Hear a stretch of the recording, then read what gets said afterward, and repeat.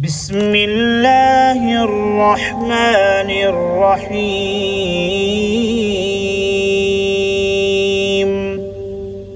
الحمد لله الذي أنزل على عبده الكتاب ولم يجعل له عوجا قيما لينذر بأسا شديدا من لدنه ويبشر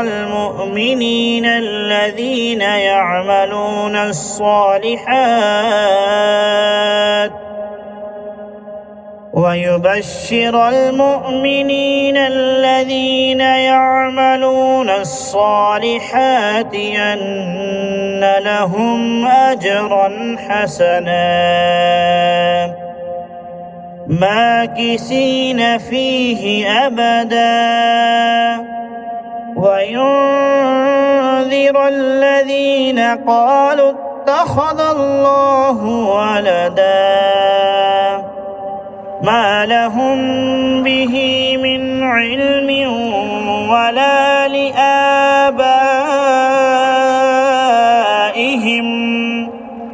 كبرت كلمة تخرج من أفواههم إن يقولون إلا كذبا فلعلك باخع نفسك على آثارهم إن لم يؤمنوا بهذا الحديث أسفا إنا جعلنا ما على الأرض زينة لها لنبلوهم أيهم أحسن عملا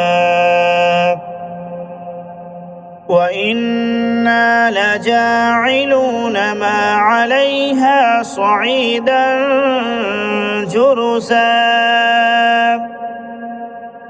أم حسبت أن أصحاب الكهف والرقيم كانوا من آياتنا عجبا إذ أوى الفتية إلى الكهف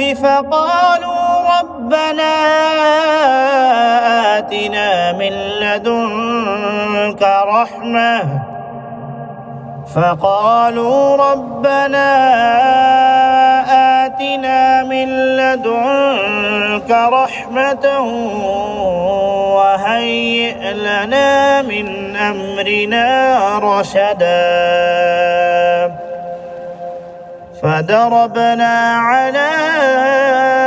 آذانهم في الكهف سنين عددا ثم بعثناهم لنعلم أي الحزبين أحصى لما لبثوا أمدا نحن نقص عليك نبأهم بالحق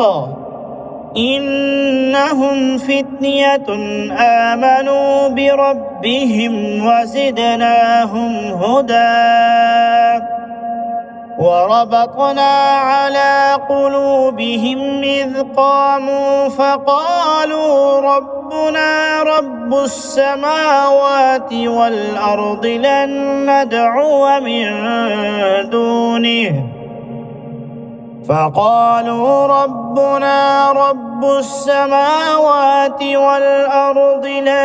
ندعو من دونه إلها لقد قلنا إذا شططا هؤلاء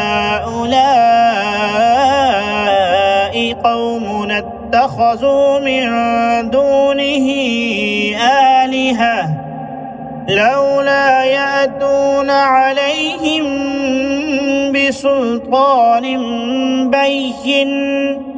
فمن أظلم ممن افترى على الله كذبا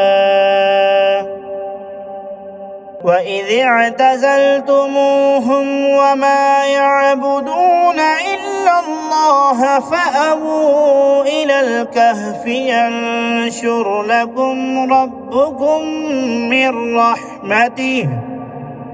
من رحمته ويهيئ لكم من أمركم مرفقا وترى الشمس إذا طلعت تزاور عن كهفهم ذات اليمين وإذا غربت تقرضهم ذات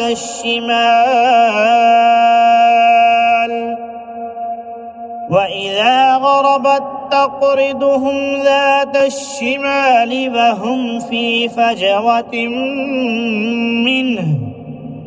ذلك من آيات الله من